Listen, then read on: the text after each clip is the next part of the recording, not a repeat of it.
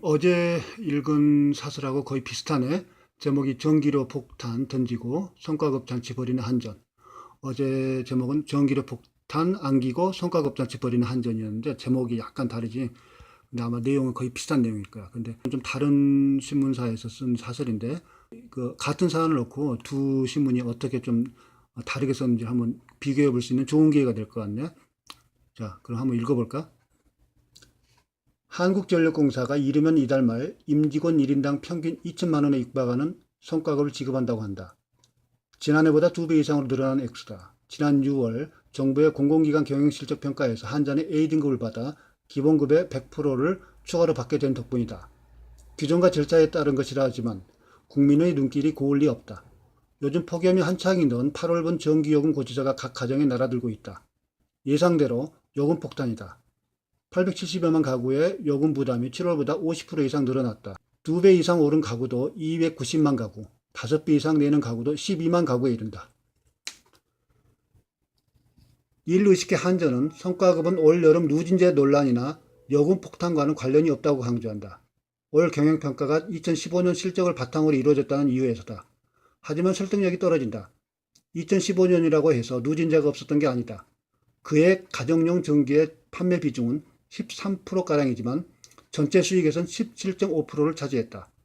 가정용 전기의 수익성이 산업용이나 상업용보다 눈에 띄게 높다는 얘기다.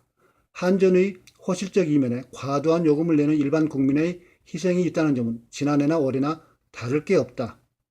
원가 절감 노력을 강조하는 것도 낯간지럽다. 지난해 한전의 이익이 급증한 것은 원유를 비롯한 국제연료 가격이 크게 하락했기 때문이다. 한전이 여기에 어떤 역할을 했다는 것인가?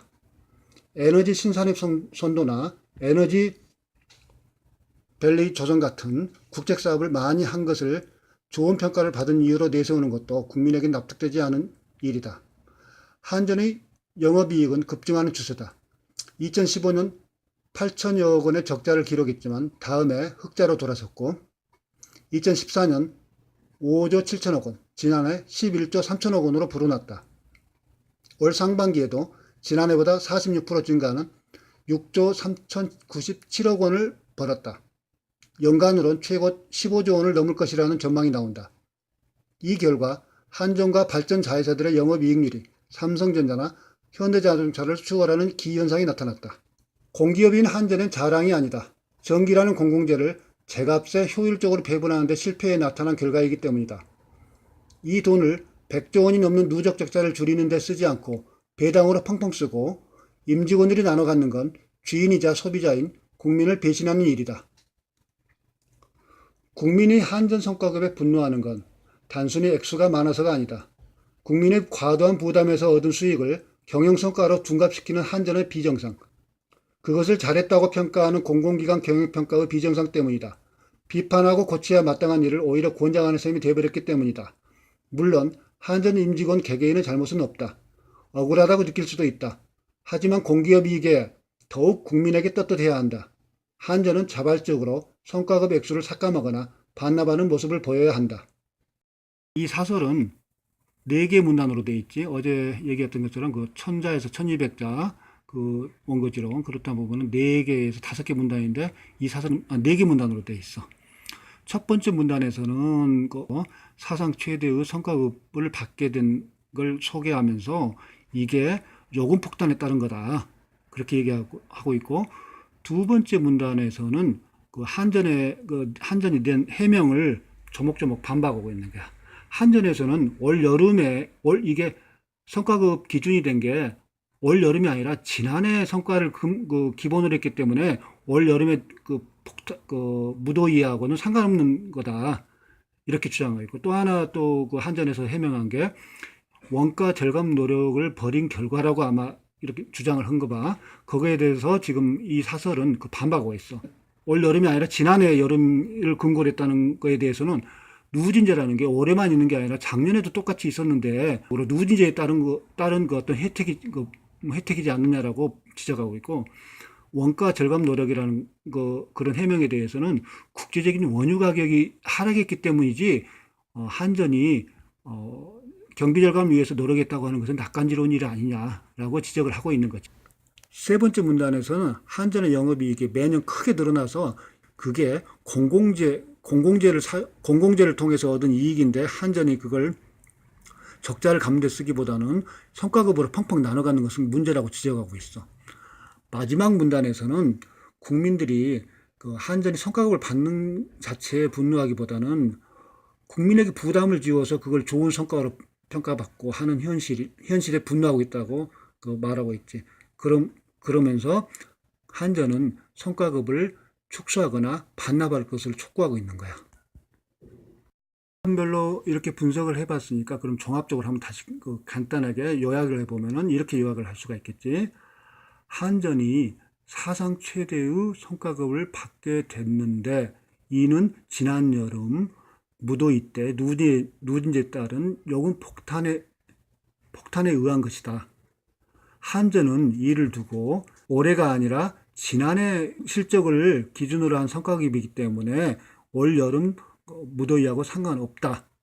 그리고 경영성과 혁신을 이루기 위해서 노력했다라고 해명했으나 실상과 다르다.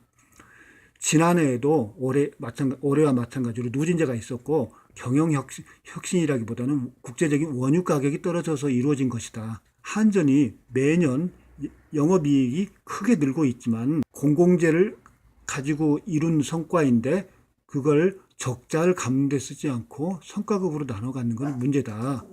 경영 활동을 잘해서가 아니라 그런 구조적인 문제에 따른 그 성과를 한전의 경영 성과로 인정받는 것은 문제인 만큼 성과급을 축소하거나 반납하는 게 옳다라고 하고 있지.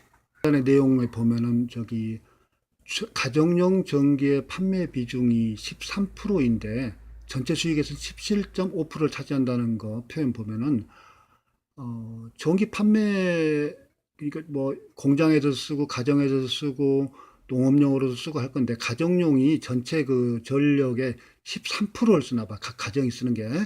근데 가정에서 내는 전기 요금 17.5%를 차지하고 있는 거야. 그러니까 가정이 내야 될 그 비중보다 더 많은 걸 부담하고 있다는 뜻이겠지. 한전이 여기서 계속 공기업이라는 표현이 나오는데 왜 공기업이냐면은 한전은 원래 정부 소유의 그 기업이었어. 원래 철도라든지 전기라든지 항만 이런 SOC라고 그러잖아. 사회간접자본. 국가가 소유하다 보면은 어떤 관료주의에 젖어서 그 경영이 좀 나태해지고 방만해지는 경향이 있어. 그래서 그걸 막기 위해서 민영화를 시키는데 민영화를 시킨다는 것은 뭐냐면은 그 소유 구조를 바꿔주는 거야. 그러니까 정부가 100% 가지고 있던 지분을 주식 시장에 올리는 거. 그게 이제 IPO라고 그러는데 기업 공개. IPO를 하면은 이게 한전의 주식을 그동안은 정부만 소유하고 있던 것을 일반 공모를 내. 한전 같은 경우는 국민주라고 해가지고 공모를 냈었어. 국민을 상대로 해가지고 누구나 다 공모에 응할 수 있도록 했던 거지. 그게 이제 주식시장에 상장이 되면서 거래가 되잖아. 주식시장에서 거래가 되다 보면은 외국인도 살 수 있는 거고 우리 개인도 살 수 있고 또 연금이라든지 기금 이런 데서 살 수 있고 지금 한전은 정부 기재부하고 국책은행에서도 일부 가지고 있고 외국인들이 상당히 많은 비중을 차지하고 있어. 하지만 아직도 정부 직접 소유는 아니더라도 정부 기관이라든지 국책은행을 통해서 주식을 가지고 있기 때문에 공기업이라고 하는 거야. 세 번째 문단에서 나오는 배당이라는 것도 주식하고 상관이 있어. 한전이 민영화가 됐기 때문에 한전의 주주들이 있을 거 아니야? 그러면 한전이 연말에 경영성과 실적에 따라서 흑자난 것을 일반 주주들에게 돌려주는 방법이 있어.